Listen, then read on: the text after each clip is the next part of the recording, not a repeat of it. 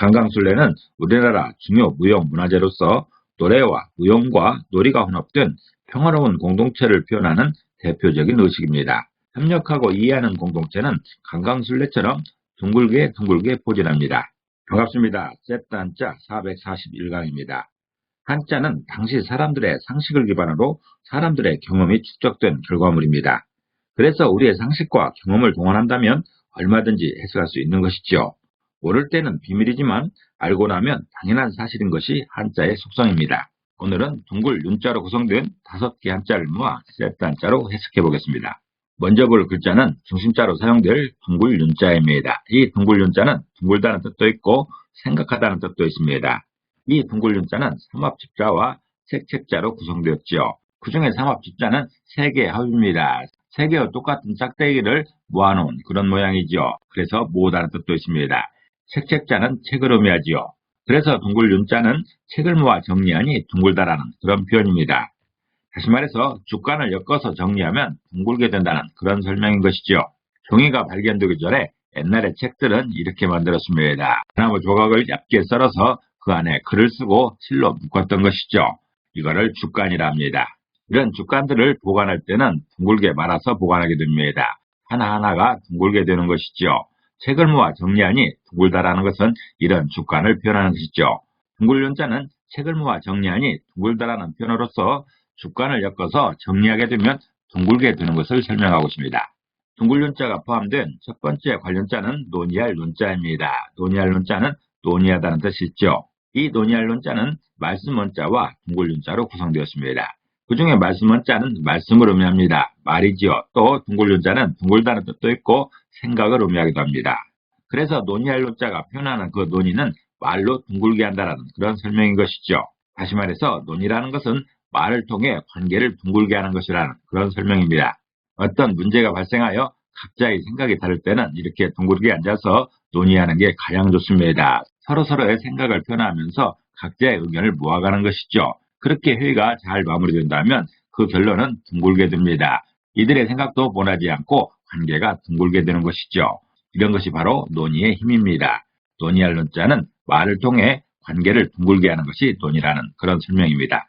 활용 단어를 보면 탁상공론이라는 말이 있습니다. 탁상공론이라는 말은 탁자 위에서만 펼치는 헛된 논설이라는 뜻으로서 실현성이 없는 허황된 이론을 일컫고 있습니다. 또 의논이라 할 때, 토론이라 할 때도 논의할 논자가 사용되고 있습니다.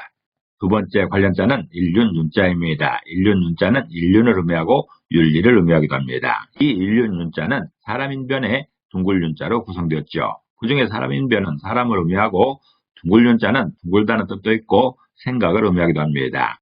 참고로 일륜이라는 말은 사람이 공동체에서 지켜야 할 도리를 말하는 것이죠. 그래서 일륜 윤자는 사람을 둥글게 하는 것이 일륜이라는 그런 표현입니다. 다시 말해서 일륜이나 윤리는 함께 어울리며 살 수 있는 그런 근거를 제공하는 것이죠. 사람은 사회적 동물이기 때문에 공동체를 이루어 함께 살 수밖에 없습니다. 그렇게 공동체에서 함께 살려면 지켜야 할 도리가 있는 것이죠. 그 도리를 일륜이라 합니다.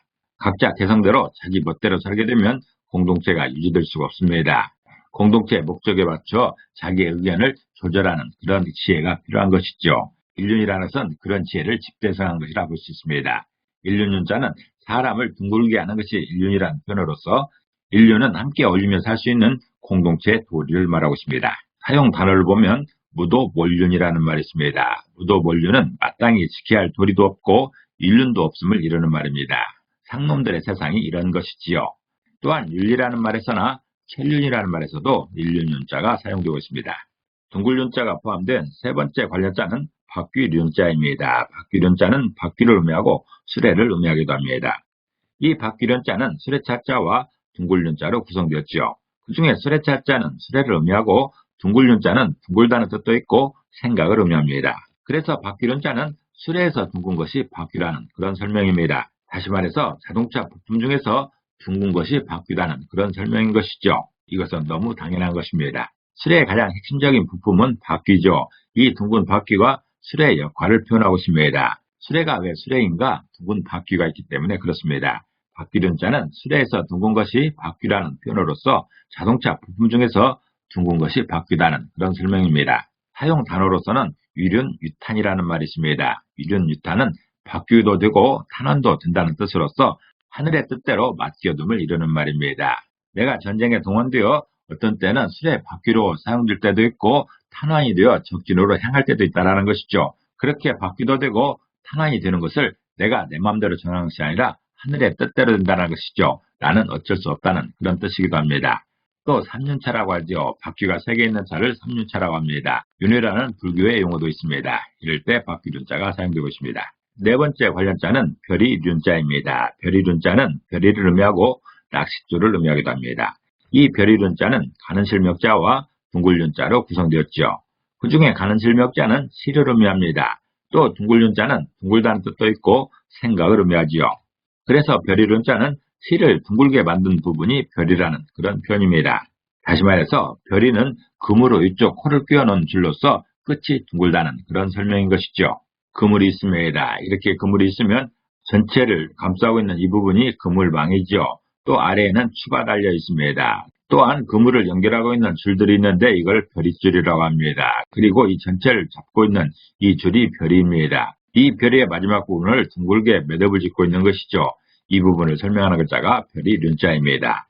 별이륜자는 시를 둥글게 만든 부분이 별이라는 뜻으로서 그물을 위쪽 코를 끼워놓은 부분을 말하고 있습니다. 그 부분이 둥글다라는 것이죠. 그것을 표현하는 글자가 별이륜자입니다. 윤언여한이라는 말이 있습니다. 윤언여한은 임금의 명령은 땀과 같다는 뜻으로서 임금의 명령은 한번 반포되게 되면 마치 땀이 몸속으로 다시 들어갈 수 없는 것처럼 취소할 수 없으니 신중해야 됨을 이루는 말입니다. 둥글륜자가 포함된 5번째 관련자는 빠질륜자입니다. 빠질륜자는 빠지다는 뜻도 있고 잠기다는 뜻도 있죠. 이 빠질륜자는 물수변의 둥글륜자로 구성되었습니다. 그 중에 물수변은 물을 의미하는데 그 중에서도 흐르는 물을 표현하고 있습니다. 또 둥글륜자는 둥글다는 뜻도 있고 생각을 의미하기도 합니다. 그래서 빠질륜자는 물의 동그란 부분으로 빠진다는 그런 뜻입니다. 다시 말해서 물이 흐르게 되면 거기에 둥글게 회전하는 부분이 있는데 그게 바로 소용돌이죠. 그 속으로 물들이 빨려 들어가는 것을 볼 수가 있습니다. 그것을 표현하는 글자가 빠질륜자입니다. 큰 강물이나 바다에 보면 가끔씩 소용돌이를 볼 수가 있습니다. 이렇게 소용돌이가 쉬고 있는 이곳에 물들이 빨려 들어가는 것을 볼 수가 있는 것이죠. 빠질륜자는 물의 동그란 부분으로 빠진다는 표현으로서 물이 둥글게 회전하는 소용돌이 속으로 물들이 빨려 들어가는 것을 표현하고 있습니다. 사용 단어를 보면 율락이라는 말이 있습니다. 율락은 세력이 약화하여 타향으로 떠돌아다니는 것을 율락이라 합니다. 그리고 여자가 타락하여 몸을 망치게 되는 상태에 빠지는 것을 율락이라 하기도 합니다. 오늘은 둥글륜자에 관련된 5개 한자알무와 세트 한자로 해석해봤습니다. 오늘 배운 것을 다시 한번 요약하겠습니다.